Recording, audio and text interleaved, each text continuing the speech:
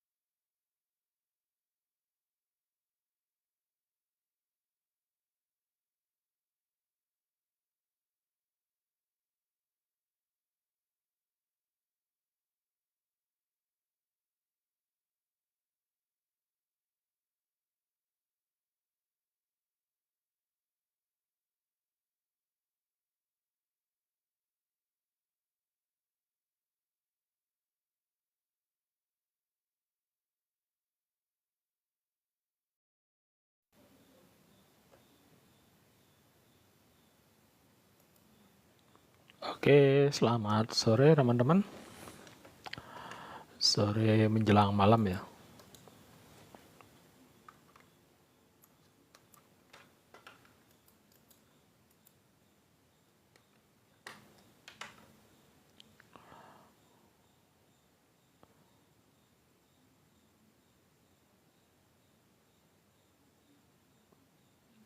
Oke, kemarin lama tidak live karena lumayan ya belajar menguasai ilmunya Dr. Tara yang judulnya manifestasi dengan neuroscience. Ternyata asik sekali. Jadi setelah kita pelajari dan itu ternyata dengan kita coba bandingkan dengan berbagai kasus yang ada, ya terutama mentor-mentor yang berhasil itu sangat cocok sekali ya ternyata. Oke, saya sapa-sapa dulu. Ada Aksara Karanya, ada Agus Tiar ini, ada Bunda Janmui MC, ada Pai Sucen, ada Yanti. Oke, salam kenal ya, salam kenal Bunda. Bunda dari Solo ya, Bunda Janmui. Oke, jadi terima kasih yang sudah gabung. Jadi kemarin lama belajar tentang neuroscience yang tujuannya untuk manifestasi atau sederhananya yang orang-orang ingin dapatkan sesuatu tapi ternyata banyak hambatan dan salah satunya adalah karena perlu memahami cara kerja otak kita gitu. Nah itu saya lumayan ilmunya dapetin dan itu asik sih kalau dipelajari lebih dalam lagi. Maunya sih saya tulis di papan, mudah-mudahan bisa kelihatan nih sebentar ya. Ini berarti harus dibalik ya.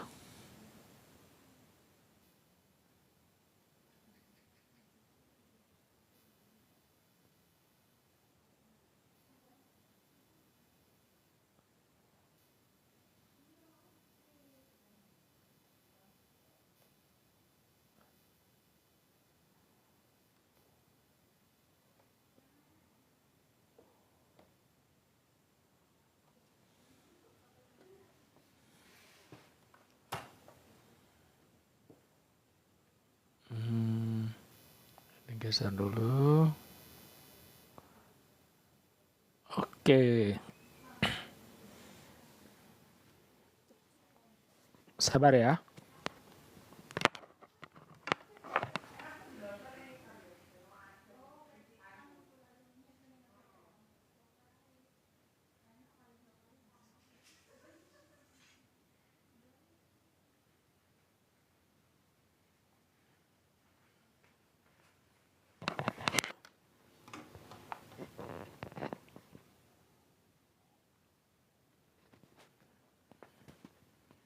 Oke, kita belajar seperti yang coba sudah saya lama pelajari dengan dari Dr. Tara. Jadi Dr. Tara ini adalah seorang dokter, kemudian juga dokter spesialis saraf, kemudian mengambil pendidikan PhD, mempelajari lebih dalam tentang neuroscience dan kemudian beliau jadi seorang pelatih ya, coach mentor untuk melatih beberapa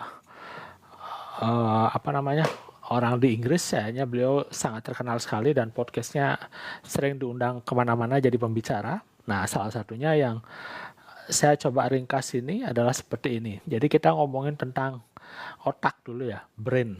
Nah, otak itu sederhananya kita bagi klasifikasikan jadi 3. Jadi otak itu ada otak reptil, otak mamalia, sama otak primata. Nah, itu sederhananya. Nanti seperti apa bentuknya, nanti pelan-pelan coba saya cari sedikit biar ada gambaran.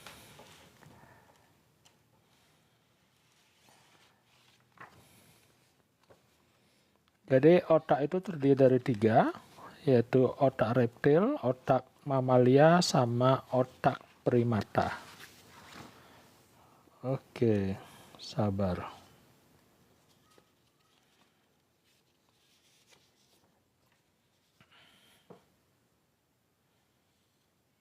Geser deh ya. Oke, nah ini adalah gambar otak.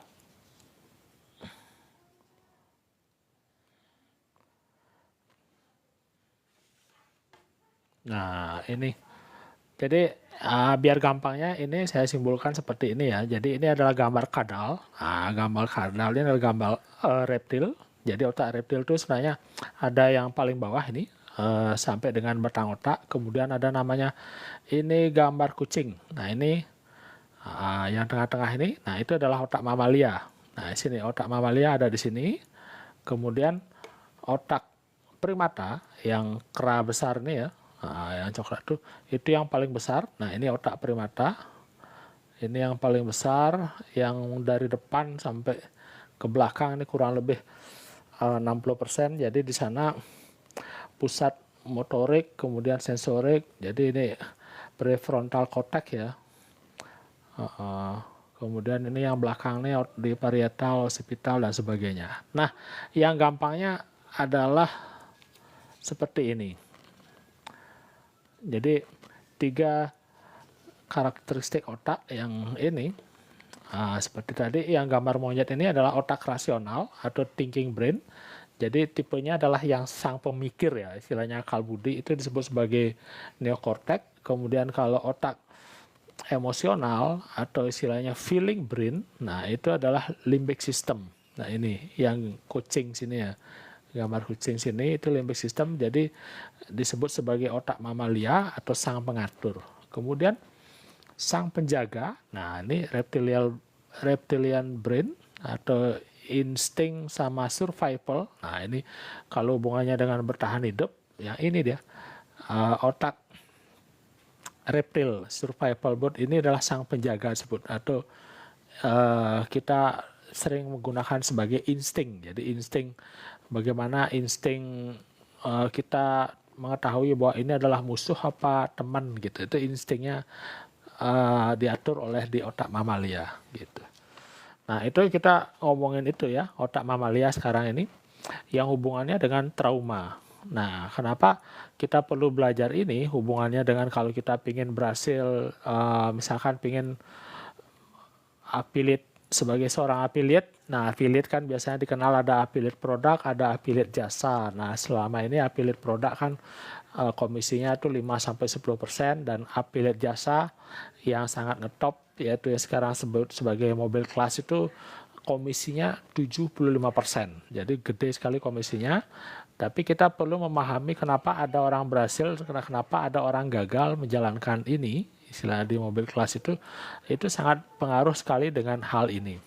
Kemudian tidak hanya itu, kalau misalnya yang presentasinya masih merasa 75% tuh kecil, ada kok yang presentasinya lebih gede lagi, yaitu 750%. Nah, apa itu komisi 750%? Itu bisa cari nanti di bawah foto saya, klik linknya, nanti dipelajari di sana. Itu ada yang ingin dapetin komisi 750% itu ada. Oke. Nah, kembali lagi ke sini, bahwa selama ini salah satu yang menghambat kita kenapa susah menjalankan usaha, kenapa kita sering gagal, kenapa kita takut misalkan untuk mau live tampil di depan umum, takut memulai sebuah usaha, nanti kalau begini bagaimana, kalau begitu bagaimana dan sebagainya, itu selalu hubungannya dengan trauma. Nah, trauma itu yang kita pahami kadang-kadang trauma itu apa namanya, munculnya atau penyebabnya atau terjadinya itu di pikiran. Nah, itu yang kita ketahui. Tapi sebenarnya trauma ini lebih banyak muncul sebenarnya istilahnya dia mengendap di dalam tubuh karena prosesnya ini biasanya sering terjadi waktu kecil, misalkan waktu kecil itu suka dibully dan sebagainya, itu malah mengendapnya sebenarnya di tubuh. Nah, itu disimpan oleh reptile brain. Jadi otak reptil ya, otak kadal kita. Nah, kenapa otak kadal kita yang apa namanya berperan aktif? Karena seperti tadi otak kadal kita adalah sang penjaga. Nah, itu istilahnya kalau kita masuk sebuah tempat, kalau misalnya di Bali, di Gapura, di depan itu kan selalu ada raksasa yang serem bawa senjata dan sebagainya. Nah, itu kita simboliknya adalah otak reptil. Itulah yang menjaga kita. Kenapa? Karena otak reptil itu cuma memahami dua bahasa, yaitu aman sama tidak aman. Nah, apakah yang masuk ini kategori aman apa tidak aman? Nah, ini, jadi karena dua hal ini makanya disebut sebagai sang penjaga karena hubungannya dengan survival mood. Nah, survival mood adalah bagaimana kita bertahan hidup. Bagaimana biar kita bisa bertahan terhadap ancaman. Nah, itu disebut sebagai survival mood. Makanya sebagai contoh trauma misalnya kita dibully nih. Nah, dibully otak, nah ini brain akan berusaha menjaga kita agar kita bebas dari ancaman ini. Yaitu kan anggap sesuatu itu dibully itu adalah sesuatu yang tidak aman ya, mengancam. Otak itu akan menjaga kita. Nah, masalahnya, sekali lagi, masalahnya otak itu kan nggak punya tangan, nggak punya taring, istilah namanya menjaga kan misalnya kalau anjing itu jadi penjaga di rumah kan dia punya taring ya untuk menggigit seseorang yang mengancam kan gitu. Kemudian kalau kucing gitu misalkan dia kan punya cakar atau sejenisnya, harimau itu kan punya cakar. Kemudian istilahnya memerlukan kalau hubungannya dengan penjaga kan gitu ada senjata, ada cakar, ada taring dan sebagainya itu untuk menjaga. Otak itu kan tidak punya ya. Jadi bagaimana caranya menjaga tubuh kita biar kita terhindar dari rasa tidak aman ini seperti waktu kecil kita dibully, diejek dan sebagainya, yaitu menggunakan tiga ini. Yaitu sebut sebagai T ini adalah touch itu adalah pikiran. Nah, jadi otak akan menggunakan berbagai cara untuk membuat sebuah alasan namanya. Artinya kita akan dikasih banyak sekali pemikiran-pemikiran, oh hati-hati begini, jangan sampai begini, kemudian dan sebagainya gitu. Nanti saya akan bahas lebih detail ya. Jadi ini T touch, kemudian E-nya emosi, emotion, kemudian S-nya ada sensasi.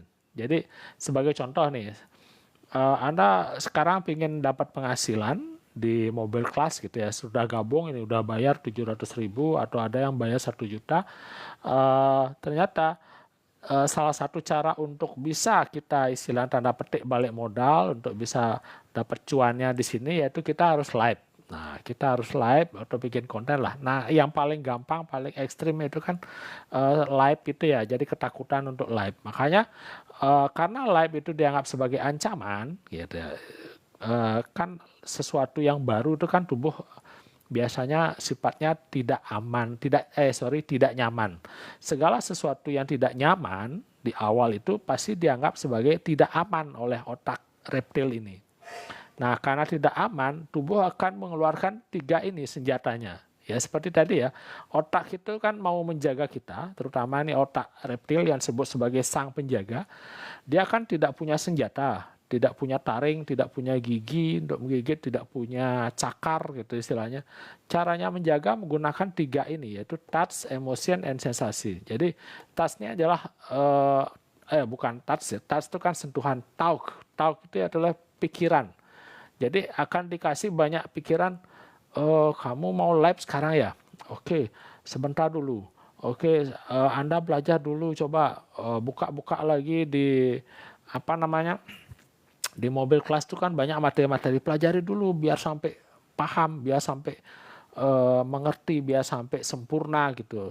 Jangan sampai nanti kamu live terus tiba-tiba ada yang komen negatif dan sebagainya, itu kan bikin malu. Nah, itu jadi rasa malu itu dianggap sebagai ancaman, gitu ya. Nah, makanya akan banyak pikiran-pikiran itu muncul, sebentar dulu, nanti dulu. Pokoknya banyak sekali alasan yang membuat kita menunda untuk live gitu ya, misalkan. Ya karena ini, karena T-nya ini, tahu gini, pikiran itu akan terus kita dikasih cari alasan. Dengerin YouTube dulu coba bagaimana cara live yang benar. Terus nanti begini-begini, tanya-tanya dulu sama mentor dan sebagainya gitu. Artinya semua pikiran-pikiran itu dimunculkan untuk menghambat kita melakukan sesuatu gitu ya. Seperti tadi pengen live. Kemudian akan muncul juga emosi. Emosi ini adalah rasa takut, rasa cemas, rasa khawatir. Itu akan muncul dengan sendirinya. Dan yang ketiga, sensasi. Nah, sensasi itu juga rasa nggak nyaman. Kita baru pegang HP ini kok udah gemeter rasanya. Kemudian ada kayak mual-mual. Jadi segala sensasi di tubuh itu keluar gitu. Terus tiba-tiba kok kayak kepala itu kayak hang dan sebagainya. Nah itu tiga senjata ini yang dipakai otak sehingga kita akhirnya nggak jadi live gitu loh. Nah ini kenapa seperti itu? Ya karena ini mekanisme dari otak reptil kita untuk mempertahankan diri. Jadi namanya dia sang penjaga, dia akan melarang kita untuk melangkah ke tempat sesuatu yang tidak kita ketahui. Istilahnya sesuatu yang baru itu otak akan menganggap bahwa itu adalah hal yang tidak aman. Nah, sekali lagi, sesuatu yang baru, kemudian karena sesuatu yang baru itu tidak nyaman itu diterjemahkan sebagai tidak aman. Nah, ini kata kuncinya. Makanya kenapa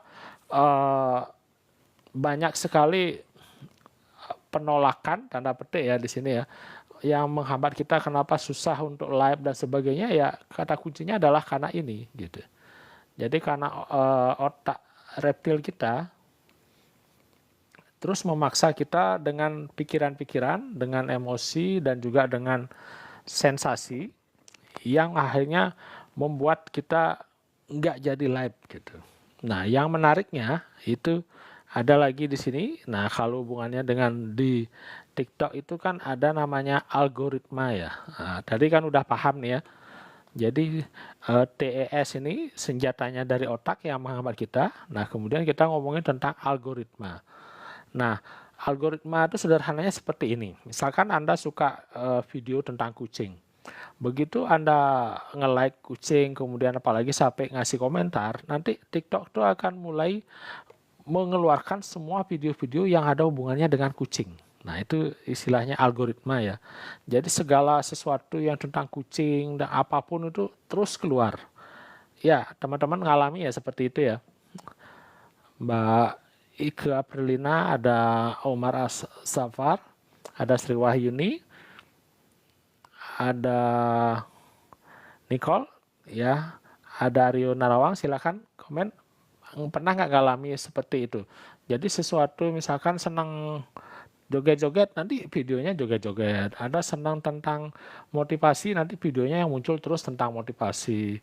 Kemudian ada senang tentang drama atau sesuatu yang bikin apa namanya seperti drakor-drakor itu, nanti itu yang muncul. Ada suka tentang berita-berita negatif yang banyak muncul. Jadi itulah disebut sebagai algoritma. Nah, itu yang terjadi di otak kita. Nah, ini yang terjadi di otak kita. Kenapa? Jadi kalau kita senang mengakses misalkan emosi, cemas, khawatir, kalau itu yang sering kita akses, nanti otak akan terus memunculkan informasi atau pemikiran ataupun kejadian yang membuat kita jadi lebih cepat cemas gitu ya. Artinya kenapa kok saya tiap hari hidupnya kok seperti ini, cemas terus kenapa kok masalah yang seperti ini kok terus terjadi lagi, terus terulang lagi, polanya itu kok enggak berubah-ubah ya, tiap hari kok saya mengalami kejadian yang itu aja gitu. Nah itu ternyata hubungannya dengan ini, algoritma, ya istilahnya otak kita juga seperti itu. Jadi apa yang kita sering munculkan atau sering kita pikirkan itu akan muncul terus-menerus. Makanya seperti tadi, otak ini melindungi kita, tanda petik ya, dia ingin melindungi kita biar kita nggak dibully, nggak diremehkan, atau nggak merasa apa namanya dilecehkan dan sebagainya, karena kita punya trauma waktu kecil. Karena kita punya trauma waktu kecil, kemudian caranya otak melindungi adalah dengan ini, T-nya thoughts, yaitu pemikiran, dikasih banyak ide-ide, banyak alasan-alasan yang akhirnya membuat kita nggak maju-maju, kemudian ada emosi dan ada sensasi. Jadi tiga ini senjatanya. Jadi ini akan terus dikeluarkan oleh otak sehingga kita mengalami kejadian yang sepertinya berulang terus ya. Misalkan kalau sial kok sial terus gitu. Kalau pas apes, apes terus. Ketemu misalkan ada beberapa kasus punya pacar putus terus, punya istri, punya suami terus cerai, habis kawin lagi kok cerai lagi, ya itu kejadiannya terus menerus, utang udah lunas kok ngutang lagi, diutangin dan sebagainya. Atau misalnya sekali ketipu, besok kok ketipu terus.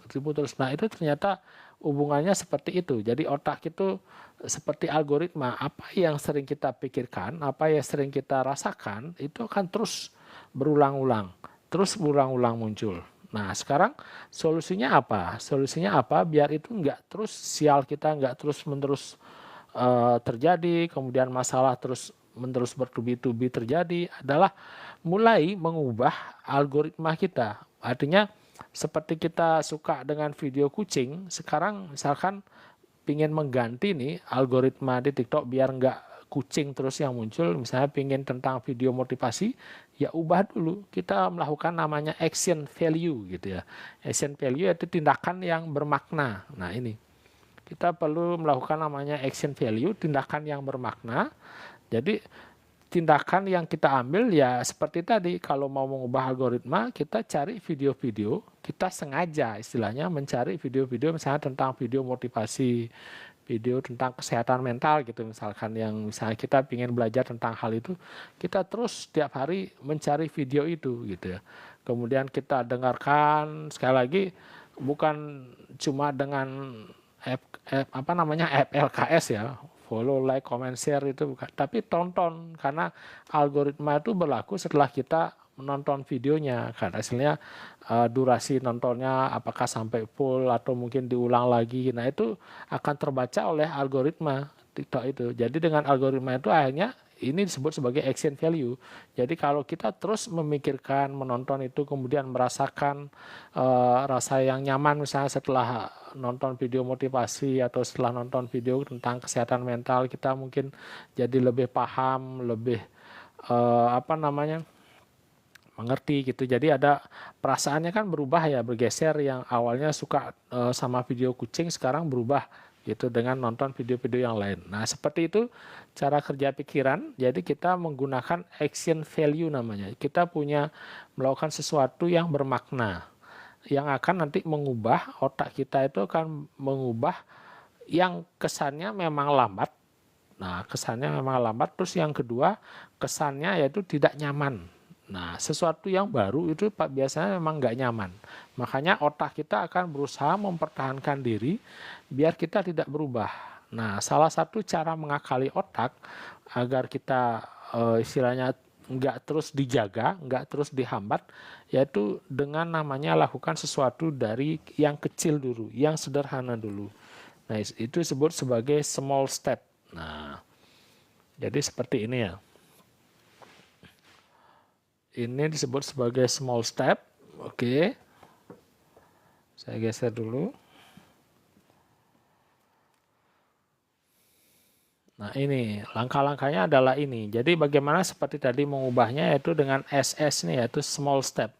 Lakukan hal yang sederhana, yang kecil dulu ya. Seperti beberapa teman yang kita punya komunitas di sini ya, yang sering share di grup, oh hari ini saya lagi live dan sebagainya.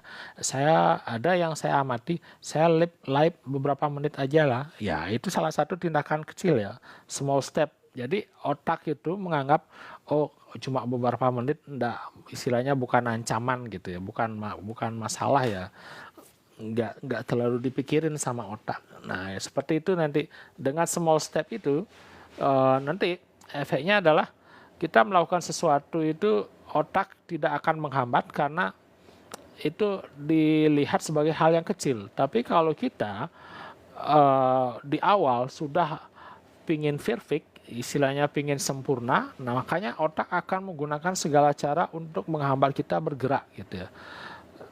Otak akan menggunakan segala cara untuk menghambat kita bergerak, yaitu dengan senjatanya tadi 3 itu thoughts, emotion, sama sensasi. Jadi pikiran, kemudian emosi, sama sensasi itu akan terus muncul mengganggu kita, membuat kita nggak nyaman.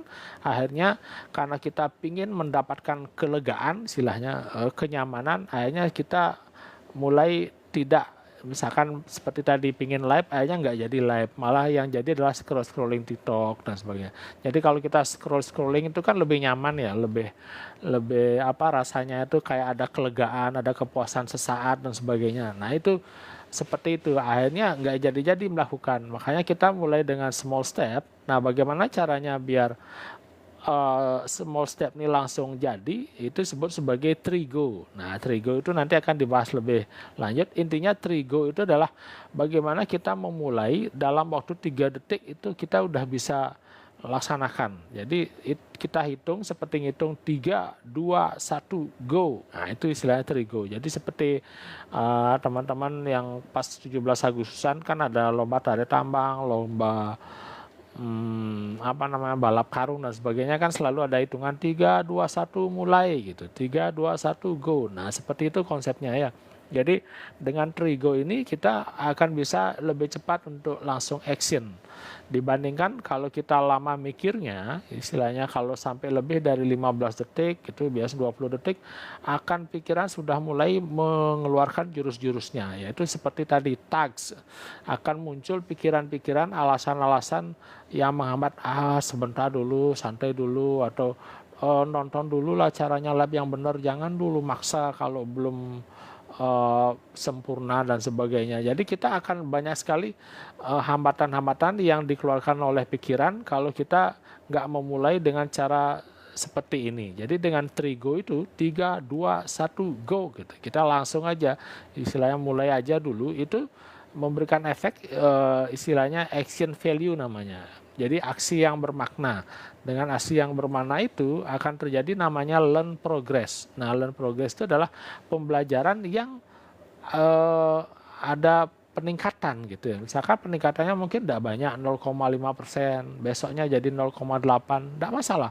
Tapi ada progres. Dengan adanya progres peningkatan itu akhirnya memberikan efek yang luar biasa yang disebut sebagai kemampuan untuk improve ya, improvisasi. Jadi improve ini adalah kemampuan untuk misalkan kita biasanya live ngomongnya banyak a gitu, akhirnya lama-lama karena kita udah belajar, besok ngomongnya jauh lebih tegas, kemudian bisa artikulasinya jauh lebih jelas, kemudian pemahamannya jauh lebih menguasai dan sebagainya. Jadi dengan adanya improve ini membuat kita semangat lagi untuk melakukannya besok live, gitu. Melakukan small step nih, SS nih. Nah ini akan terjadi terus berulang, pola ini akan terus berulang sehingga efeknya apa? Ini akan menghasilkan namanya action value, jadi aksi yang bermakna. Dengan aksi yang bermakna ini akan mengubah seperti tadi algoritma di pikiran itu, akan kita mulai menemukan hal-hal yang berbeda. Nah bagaimana agar kita bisa melakukan action value, yaitu kita fokus, istilahnya kita fokus melakukan, fokus actionnya, tapi enggak berhenti memikirkan alasan, berhenti memikirkan bagaimana kalau begini, bagaimana kalau begitu dan sebagainya, itu mulai berhenti memikirkan itu, tapi kita fokus ke action value, sesuatu yang bisa dilakukan. Jadi dengan fokus beraksi ini, itu akan membantu kita mengubah pola Nah, begitu polanya berubah, akan itu membentuk sebuah kebiasaan baru. Nah, begitu kebiasaan baru itu akan membentuk sebuah perilaku baru. Perilaku itu akhirnya jadi karakter, dan karakter terakhir akhirnya mengubah menjadi nasib gitu. Seperti itu prosesnya. Oke, terima kasih Margareta Luciana yang sudah like, dan teman-teman yang masih ada di live ini, kira-kira seperti itu prosesnya. Kalau misalkan ada yang belum jelas, silakan tanya-tanya. Jadi ini live santai ya. Jadi kalau sekali lagi, kalau ini kita bisa kuasai, bagaimana kita mengatasi hambatan mental, misalkan mau live dan sebagainya, kemudian berani memulai dan sebagainya. Kalau kita bisa mengatasi ini, akan jauh lebih asik nanti mengerjakan sesuatu. Dan karena memang pengaruhnya itu luar biasa besar sekali ya. Artinya kita kan sering-sering sebentar. Ini mudah-mudahan kelihatan ya.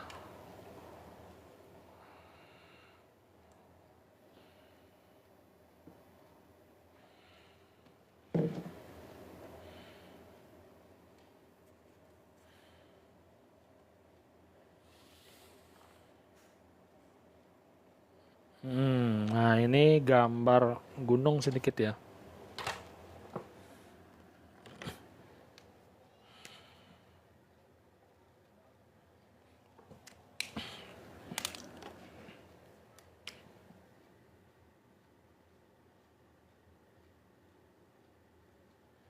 Oke, kita sukanya di sini paling sering ya. Artinya misalkan pingin sukses jadi seorang affiliate, kita akan selalu bertanya ke teknis lebih banyak. Nah, teknis bagaimana bikin VT yang bagus, terus bagaimana teknik untuk bisa live, terus banyak hal lah yang hubungannya dengan teknis.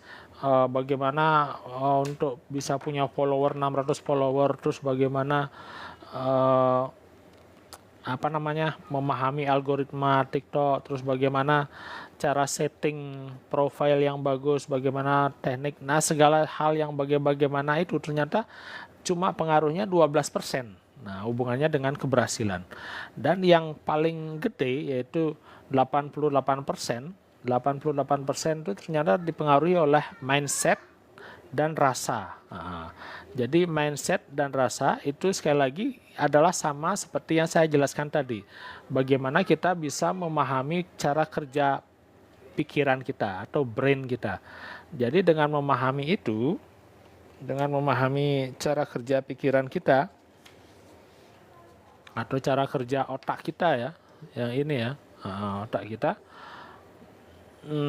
kita akan bisa memberikan, kenapa hasilnya kita bisa jadi berhasil dan sebagainya. Yang 88% ini adalah kuncinya ternyata. Makanya dengan menguasai mindset, menguasai rasa, seperti tadi, rasa ini adalah yang nanti dijelaskan lebih dalam di skalanya David Hawkins namanya ya.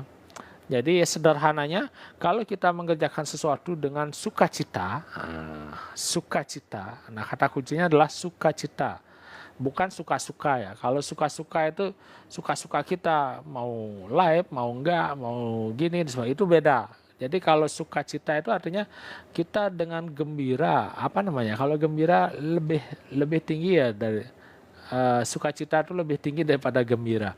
Pokoknya senang gitu loh. Misalkan kalau live itu senang dan sebagainya, akhirnya ini mempengaruhi 88%. Kemudian juga mindset yang benar, yang sekali lagi yang nggak kelihatan, bagaimana kita membangun momentum itu juga mindset. Bagaimana kita mau komitmen, terus bagaimana kita sabar, bagaimana kita peduli terhadap audien dan sebagainya, itu hubungannya dengan mindset.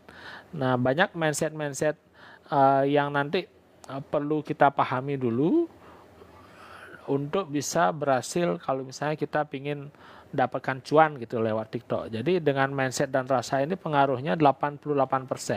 Makanya kalau kita bisa menguasai ini, akan lebih bagus dikombinasikan dengan ini juga teknisnya. Jadi kalau berhasil itu dua-duanya harus jalan. Jadi kalau 88% tanpa kita memahami teknisnya itu juga nggak kemana-mana gitu ya. Makanya teknis itu penting, tapi karena itu pengaruhnya 12%, di awal-awal kita jangan apa namanya menghabiskan energi di 12%. Coba lebih banyak fokus di 88%-nya ini. Karena kebanyakan dari awal kita itu kan suka sekali belajar bagaimana gini, bagaimana tekniknya. Setelah kita tahu, misalnya kita tahu kita pinginnya sempurna ini, kita pingin VT yang bagus itu berarti nanti HP-nya harus HP yang lebih mahal, kemudian kita harus bisa mengedit videonya, kita harus punya kemampuan misalkan biar audionya bagus, biar gambarnya bagus itu seperti apa dan sebagainya. Jadi itu yang sering banyak harus teman-teman istilahnya pingin kuasai gitu ya. Tapi ternyata setelah Anda menguasai itu, setelah misalkan punya HP bagus, punya misalkan ruangan yang bersih, yang kedap suara, punya room dan sebagainya, apakah menjamin bahwa Anda akan buat VT besoknya, atau apakah menjamin Anda akan live nantinya? Ternyata tidak. Dengan kita berharap semua sudah sempurna, tetap juga di dalam pikiran kita ada hambatan-hambatan. Enggak begini nanti, kalau misalnya begini bagaimana, kalau begini bagaimana. Nah itu, kalau itu enggak kita atasi dulu, itu akan terus merongrong kita dari dalam gitu. Meskipun kita sudah perlengkapan canggih, sudah semua punya, tapi kadang-kadang sesuatu yang merongrong dari dalam dengan ketakutan, kecemasan, khawatiran itu yang belum kita atasi, akhirnya itu yang menghambat kita. Seperti itu ya teman-teman. Mudah-mudahan dipahami ya. Kalau misalnya terlalu cepat, silakan komen ya.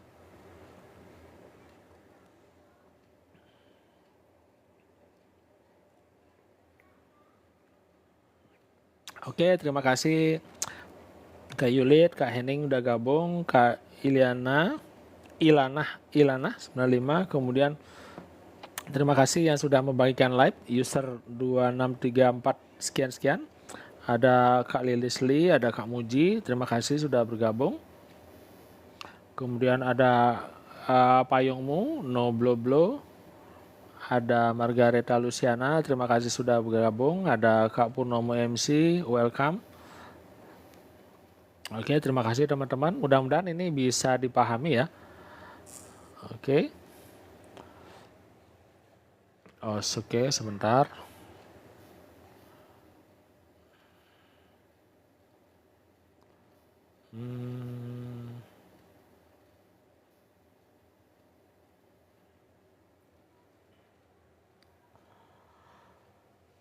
Oke, seperti itu, bahwa ternyata dengan mempelajari neuroscience, yaitu dengan pelajari juga bagaimana manifestasi, yaitu memahami cara kerja otak kita, ternyata efektif sekali ya.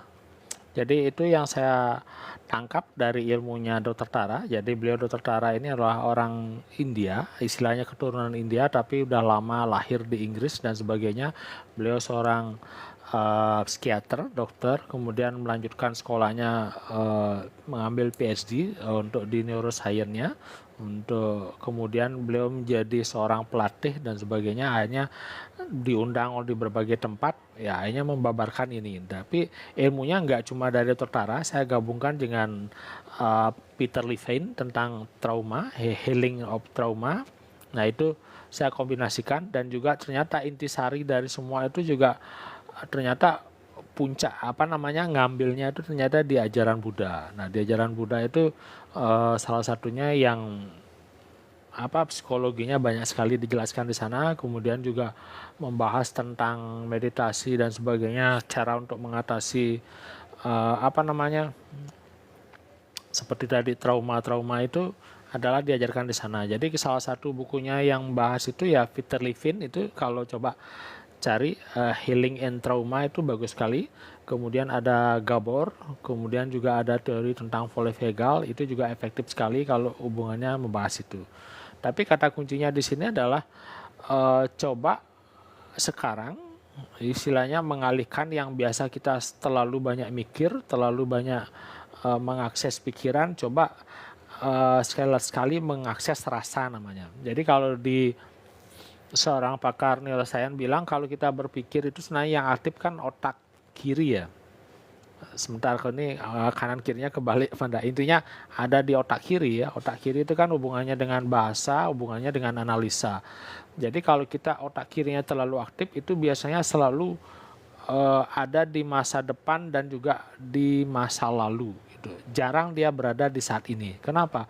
Karena otak kiri yang aktif berpikir itu biasanya kalau masa depan penuh dengan antisipasi. Nanti kalau begini gimana, terus penuh dengan planning, perencanaan, terus nanti seperti ini, nggak ada salah dengan hal itu, tapi kalau terlalu banyak merencanakan, terlalu banyak planning, akhirnya kita kemeringsung sendiri, istilahnya bingung sendiri ya, karena kita akhirnya yang terjadi malah terlalu banyak khawatir, nggak begini nanti, nggak begitu nanti gitu, atau terlalu melompat ke masa lalu, kita takut dengan atau trauma dengan kejadian yang dulu, kemudian ada penyesalan dan sebagainya, akhirnya itu membuat kita nggak berani jalan. Istilahnya kita kayak punya mobil tapi handbrake-nya istilahnya tangannya tuh nyangkut masih kepake sehingga mobil kita nggak jalan-jalan gitu. Jadi seperti itu prosesnya sehingga akhirnya itu yang menghambat kita yang seperti tadi dibilang 88% itu yaitu mindset dan rasa itu yang menghambat kita gitu. Kita padahal udah semangat sekali ya untuk mempelajari teknis-teknis misalnya pingin berhasil di affiliate, entah itu affiliate produk atau affiliate jasa, kita pingin berhasil, ternyata kita dihambat oleh rasa nggak nyaman itu, rasa nggak enak itu, sehingga akhirnya kita nggak berani-berani memulai, kita nggak berani untuk action dan sebagainya. Seperti itu ya. Terima kasih Kak Anis TNGMC, kemudian ada Kak Moskop, ada Kak EM5, Kak Lilis, Kak Muji, terima kasih. Kak Anis Anurita MC Kepri, terima kasih udah hadir di sini. Nah, itu membahas tentang bagaimana cara kerja otak kita yang istilahnya bukan yang mendukung kita untuk sukses, malah lebih sering menghambat kita. Kenapa? Karena peran dari otak reptil kita, yaitu otak kadal kita. Karena otak kadal itu adalah, dia sifatnya adalah sebagai penjaga gitu ya istilahnya. Kelihatan ya, kebalik tulisannya. Jadi otak reptil ini adalah otak yang disebut sebagai otak penjaga. Jadi kayak satpamnya. Jadi kalau misalnya kita dianggap itu situasinya mengancam atau istilahnya nggak aman, karena otak reptil itu bahasanya cuma dua, yaitu aman sama tidak aman. Jadi kalau sesuatu itu dianggap tidak aman, akhirnya akan banyak sekali strategi dari otak kita untuk agar kita dipegang gitu istilahnya biar tidak kemana-mana. Jadi otak itu kan menjaga kita karena dia nggak punya apa ya, kalau namanya penjaga itu kan harus ada senjata ya, misalnya harus ada taring gitu, misalkan punya gigi kalau mau menggigit seperti anjing penjaga, atau punya cakar gitu misalnya seperti kucing, pokoknya punya senjata lah. Tapi karena otak nggak punya senjata, akhirnya dia menggunakan 3 senjatanya yang keluar, yaitu namanya thoughts, kemudian emotion, sama sensasi. Jadi thoughts ini adalah pemikiran-pemikiran atau seperti dibuatkan alasan-alasan, artinya Anda jangan dulu seperti ini, pelajari dulu lebih dalam, kemudian tanya dulu, begini dulu, begitu dulu. Jadi itu banyak sekali diberikan pemikiran-pemikiran yang pada dasarnya itu membuat kita nggak jalan-jalan, nggak action-action gitu ya. Akhirnya muncullah ada sensasi yang nggak nyaman lagi, yaitu misalkan kayak rasa panik, kayak mual, atau pokoknya nggak enak lah gitu. Kalau kita teman-teman yang pertama sekali live kan bisa merasakan itu ya, nah gini kok rasanya nggak enak dan sebagainya. Kemudian lahirlah emosi, ketakutan, kecemasan, kekhawatiran, nanti nggak begini. Jadi itu senjatanya dari otak gitu yang menghambat kita. Jadi dengan cara seperti itulah, makanya prinsip yang pertama, kita emosi, sensasi, atau pikiran itu nggak kita tekan, nggak kita tolak, kita terima aja dulu. Oh begitu gitu ya. Oh, berpikir. Maka biasanya tekniknya meditasi kalau diajarin adalah berpikir, berpikir, berpikir. Oh, misalnya merasakan sensasi berdebar, berdebar, berdebar, atau misalnya keringat dingin, keringat dingin, keringat dingin, atau takut, takut, cemas. Kita dicatat istilah di notes ya. Jadi tahapannya itu kan ada namanya RIN.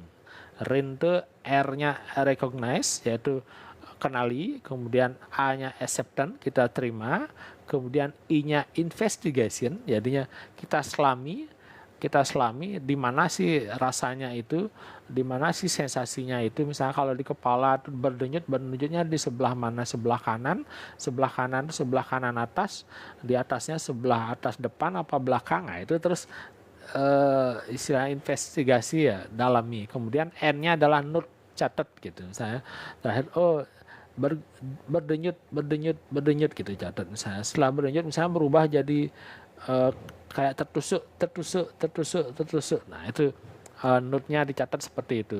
Kenapa dengan cara seperti itu? Karena pendekatannya biasanya kalau emosi yang muncul kan biasanya selalu ada 3 ya. Dan yang pertama kita tekan, kita lawan atau apapun kita tekan sehingga kita nggak merasakan, kemudian kita alihkan. Nah, kita alihkan itu misalkan seperti tadi nonton Netflix, nonton scrolling TikTok, pokoknya dialihkan lah, atau kita lampiaskan gitu. Misalnya kalau marah kita lampiaskan, kita keluarkan. Nah, itu ketiga-tiganya ternyata tidak efektif. Kenapa tidak efektif? Karena itu memberikan istilahnya semua menghasilkan masalah di kemudian hari gitu. Nah, cara yang bagus adalah dengan nikmati, lepaskan. Makanya disebut di salah satu ebook saya adalah NLT, nikmati, lepaskan. Jadi nikmati sensasi itu, kemudian lepaskan. Bagaimana proses menikmati? Yaitu dengan 2 cara, 2 langkah istilahnya, yaitu menyadari dan menerima. Dengan menyadari dan menerima itulah proses menikmati itu akan terjadi gitu. Nah, kemudian setelah melepaskan, caranya melepaskan adalah dengan pemahaman dan membersihkan. Jadi STPB nanti ya, sadari, terima, pahami, bersihkan. Nah, itu kalau ingin lebih dalam membahas itu ada e-booknya di bawah foto saya itu, silakan klik linknya. Nanti di sana ada linknya itu kemudian dibaca-baca. Nanti gabung di grup tele, itu nanti dapatkan nanti e-booknya di sana. Oke, gampang sekali lagi. Nah, itu, nah terakhir bahwa itu kekuatan dari otak, makanya ini luar biasa. Setelah memahami ini kita akan jadi jauh lebih paham bahwa 88% itu keberhasilan dipengaruhi oleh mindset dan juga rasa. Nah, seperti apa nanti lebih detailnya silahkan, linknya ada di bawah foto saya, dipelajari, kita gabung di grup tele, kita diskusi di sana. Oke. Jadi sekali lagi live-nya nggak usah lama-lama, sebentar aja. Yang penting live-nya ini nanti saya rekam, kemudian nanti saya upload di YouTube. Nah, di YouTube itu nanti bisa tonton. Nah, bagaimana cara nonton YouTube? Sekali lagi di bawah foto saya, klik linknya, nanti ada gambar YT-nya itu, tinggal klik, nanti akan terhubung langsung. Seperti itu, oke. Terima kasih yang sudah hadir. Oke, terima kasih. Selamat malam.